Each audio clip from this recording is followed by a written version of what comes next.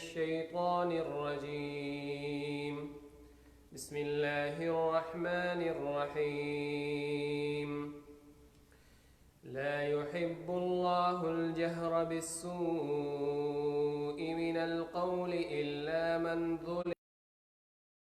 الله سميعا عليما. إن تبدوا خيرا أو تخفوه أو تعفوا عن سوء فإن الله كان عفوا قديرا. إن الذين يكفرون بالله ورسله ويريدون أن يفرقوا بين الله ورسله ويقولون نؤمن ببعض ونكفر ببعض ويريدون أن يتخذوا بين ذلك سبيلا. أولئك هم الكافرون حقا وأعتدنا للكافرين عذابا مهينا. صدق الله العظيم.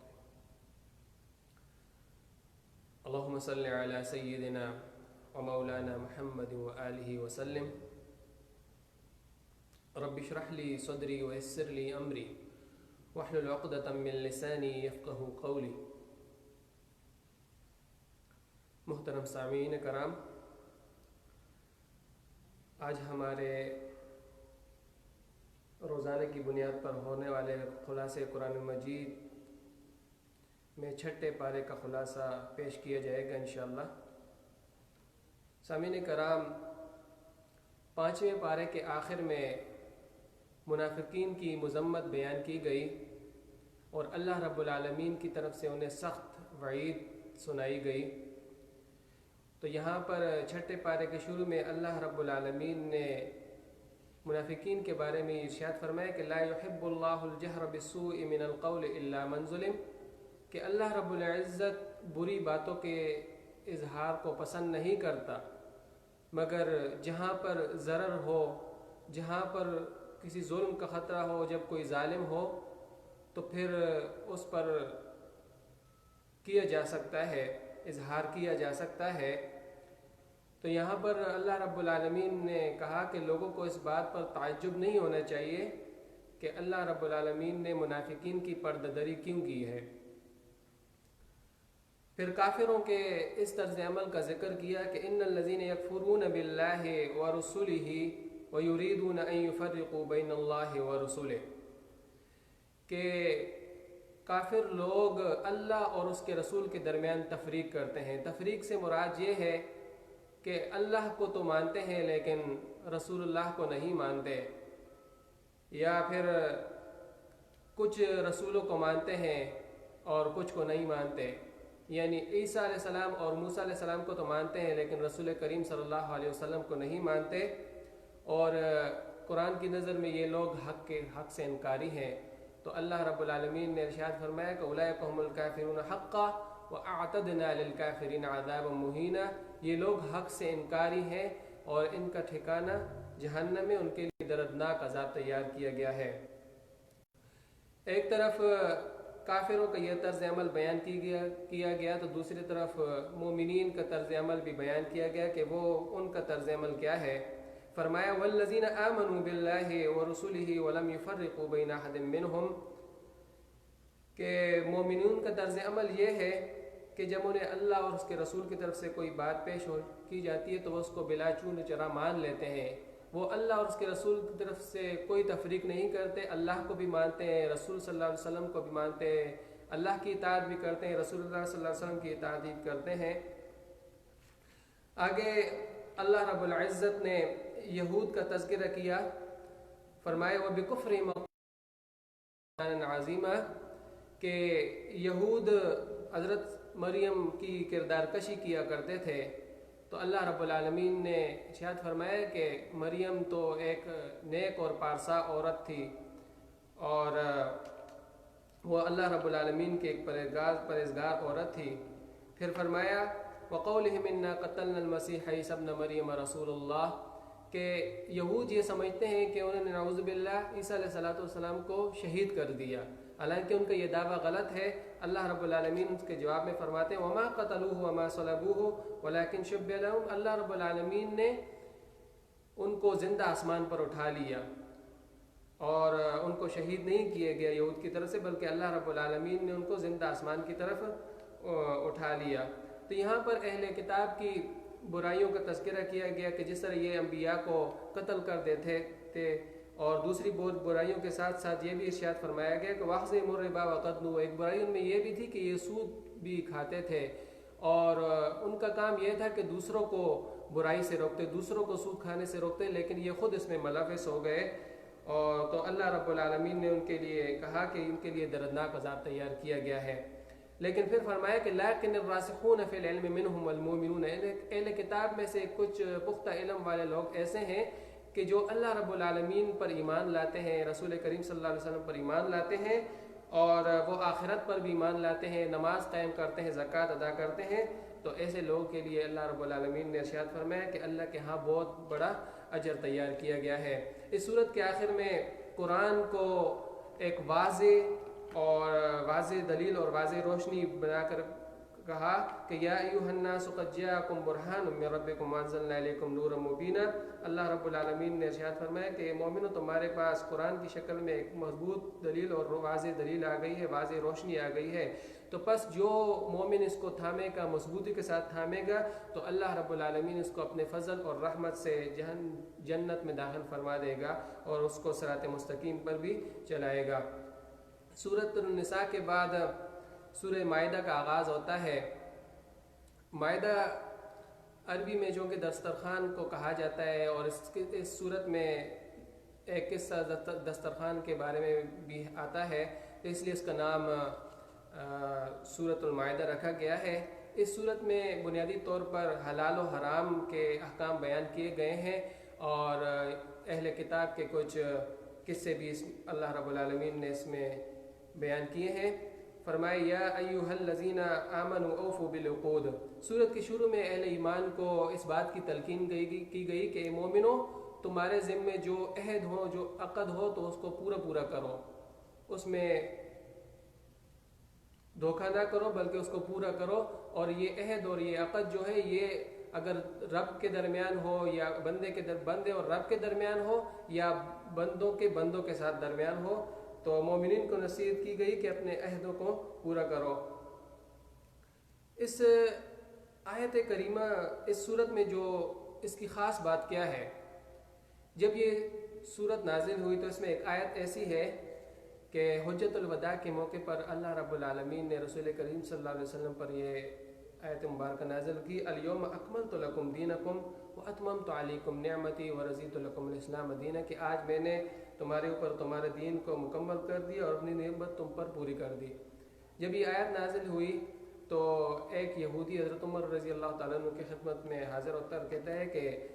یہ آیت جو آپ پر نازل ہوئی ہے، نبی کریم صلی اللہ علیہ وسلم پر نازل ہوئی ہے، اگر یہ ہم لوگوں پر نازل ہوئی تو ہماری اس دن عید ہوتی۔ حضرت عمر رضی اللہ تعالیٰ عنہ ارشاد فرماتے ہیں کہ مجھے وہ دن بھی یاد ہے، مجھے وہ گھڑی بھی یاد ہے کہ جس دن یہ آیت نبی کریم صلی اللہ علیہ وسلم پر نازل ہوئی، وہ عرفہ کی شام تھی اور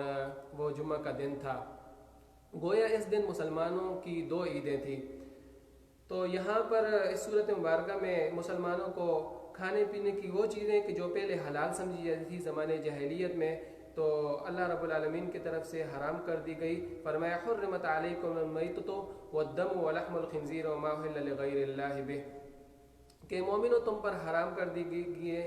دیے گئے ہیں مردار، بہنے والے خون اور خنزیر کا گوشت، اور وہ جانور جس پر اللہ کا نام نہ لیا گیا، یہ سب چیزیں تم پر حرام کر دی گئی ہیں، کیونکہ اس سے صحت اور جسم کا نقصان بھی ہے، اور اس سے فکر اور دین کا نقصان بھی ہوتا ہے۔ حلال و حرام کے بیان کے بعد مسلمانوں پر اللہ رب العالمین نے اپنی فضل اور اپنی نعمت کے اظہار کا ذکر کیا اور فرمایا یا ایھا الذین آمنوا اذا قمتم من الصلاۃ۔ وضو اور غسل کی صورت میں اللہ رب العالمین نے مسلمانوں کو نعمت عطا کی کہ اللہ رب العالمین چاہتا ہے کہ ظاہر کے ساتھ ساتھ مسلمان کا، مومن کا باطن بھی پاک ہو جائے، کہ وہ روحانی طور پر اللہ رب العالمین کی عبادت کے لیے تیار ہو سکے۔ اور پھر اللہ رب العالمین نے اپنی اس فضل کا بھی ذکر کیا اور کہا فتیمموا صعیدا طیبا فلم تجدوا ماء فتیمموا صعیدا طیبا، کہ اگر تمہارے پاس پانی نہ ہو یا اگر پانی موجود ہو اور پانی پر قدرت نہ ہو، یعنی کسی کو کوئی مرض لاحق ہو، تو اس مجبوری کی بنا پر اللہ رب العالمین نے رخصت دی کہ تیمم کی اجازت دے دی۔ اللہ رب العالمین نے قدم قدم پر بندوں کی مجبوریوں کا لحاظ رکھا ہے اور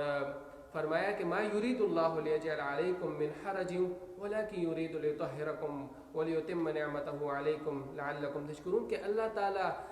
نہیں چاہتا کہ تم پر تنگی کرے، بلکہ وہ چاہتا ہے کہ تمہیں پاک کر دے اور تم پر اپنی نعمت کو پورا کر دے تاکہ تم کو شکر گزار بندے بن جاؤ۔ وَإِذْ قَالَ مُوسَىٰ لِقَوْمِهِ يَا قَوْمِ اذْكُرُوا نِعْمَةَ اللَّهِ عَلَيْكُمْ إِذْ جَعَلَ فِيكُمْ أَنْبِيَاءَ وَجَعَلَكُمْ مُلُوكًا۔ اس کے بعد قرآن موسیٰ علیہ السلام کا واقعہ بیان فرماتا ہے کہ موسیٰ علیہ السلام نے جب اپنی قوم سے کہا کہ تم فلاں بستی میں یعنی ارض مقدس میں داخل ہو جاؤ، یعنی جہاد کا حکم دیا، تو سب سے پہلے کہا کہ اللہ کی نعمتیں یاد کرائیں اپنی قوم کو، کہا اذ جعل فیکم انبیاء وجعلکم ملوکا، کہ یاد کرو اللہ کی وہ نعمتیں کہ اللہ تعالیٰ نے تم میں انبیاء بھی بھیجے، تم کو حکومت بھی بخشی، وآتاکم ما لم یؤت احدا من العالمین، اور تم کو وہ کچھ عطا کیا کہ جو اس سے پہلے کائنات میں کسی کو نہیں عطا کیا گیا۔ تو فرمایا یا قوم ادخلوا الارض المقدسۃ التي، ہے میری قوم تم اس ارض مقدس میں داخل ہو جاؤ کہ اللہ تعالیٰ تمہیں اس کے بدلے میں غلبہ نصیب کر دیں۔ تو آگے سے وہ کہتے ہیں قالوا یا موسیٰ ان فیہا قوما جبارین، موسیٰ ہم اس بستی میں اس ارض مقدس میں داخل نہیں ہوں گے کیونکہ وہاں کے لوگ تو ظالم ہیں، وَإِنَّا لَن نَدْخُلَهَا حَتَّى يَخْرُجُوا مِنْهَا فَإِن يَخْرُجُوا مِنْهَا فَإِنَّا دَاخِلُونَ، اگر وہ وہاں سے نکل جائے تو تب ہم لوگ اس میں داخل ہو جائیں گے۔ موسیٰ علیہ السلام تسلی دیتے ہیں، کہا کہ اگر تم لوگ اس میں داخل ہو جاؤ تو اللہ رب العالمین تم کو غلبہ نصیب کر دیں گے، اور اگر تم مومن ہو، اگر تم اللہ پر بھروسہ کرتے ہو تو تم یہ کام ضرور کرو گے۔ لیکن وہ آگے سے جواب میں کہتے ہیں اِنَّا لَن نَدْخُلَهَا أَبَدًا مَا دَامُوا فِيهَا فَاذْهَبْ أَنْتَ وَرَبُّكَ فَقَاتِلَا إِنَّا هَاهُنَا قَاعِدُونَ، کہ ہم تو یہاں بیٹھے ہیں، تم اور تمہارا رب جائے جنگ کرو، ہم تو یہاں بیٹھیں گے۔ موسیٰ علیہ السلام اپنی قوم کے اس جواب پر بہت زیادہ رنجیدہ ہو جاتے ہیں اور کہتے ہیں ربی انی لا املک الا نفسی واخی فافرق بیننا وبین القوم الفاسقین، کہ اے میرے رب مجھے اپنے آپ اور اپنے بھائی کے علاوہ کسی پر اختیار حاصل نہیں ہے، بس تو میرے اور ان نافرمانوں کے درمیان فیصلہ کر دے۔ بنی اسرائیل اللہ رب العزت اور موسیٰ علیہ السلام کی نافرمانی کی وجہ سے راہ راست سے بھٹک گئے، اور اللہ رب العالمین نے ان کو 40 سال تک صحرا میں بھٹکائے رکھا، وہ صحرا میں در بدر کی ٹھوکریں کھاتے رہے۔ آج کے ہمارے جو حالات ہیں ہمیں اس پر بھی غور کرنے کی ضرورت ہے کہ کیا ہماری محرومیوں اور زوال کی یہ صورت نہیں ہے کہ ہم نے اللہ اور اس کے رسول صلی اللہ علیہ وسلم کے راستے کو چھوڑ دیا۔ محترم سامعین کرام، اس کے بعد اللہ رب العالمین نے قتل ناحق کی مذمت کرتے ہوئے آدم علیہ السلام کے بیٹوں کے اختلاف کا ذکر کیا، فرمایا کہ ایک میں سے ایک بیٹے کی قربانی اللہ رب العالمین نے قبول کر دی اور دوسری کی قبول نہ کی۔ جس کی قربانی قبول کی گئی وہ حسد کا شکار ہو گیا اور اس حسد کی بنا پر اس نے اپنے بھائی کو شہید کر دیا۔ تو یہاں پر اللہ رب العالمین نے ارشاد فرمایا کہ جو بھی ایک انسان کو قتل کرتا ہے تو گویا وہ پوری انسانیت کا قتل کرتا ہے، اور جو ایک انسان کو بچاتا ہے تو اس نے گویا پوری انسانیت کو بچا دیا۔ اور اسی کی مناسبت سے اللہ رب العالمین نے ارشاد فرمایا کہ جو لوگ چاہتے ہیں کہ زمین میں فساد پھیلے یا جو لوگ زمین میں فساد پھیلاتے ہیں تو ان کے لیے پھانسی کی سزا ہونی چاہیے، یا ان کو قتل کر دیا جائے یا ان کو جلاوطن کر دیا جائے۔ اور پھر فرمایا کہ جو لوگ چوری کرتے ہیں والسارق والسارقۃ فاقطعوا ایدیہما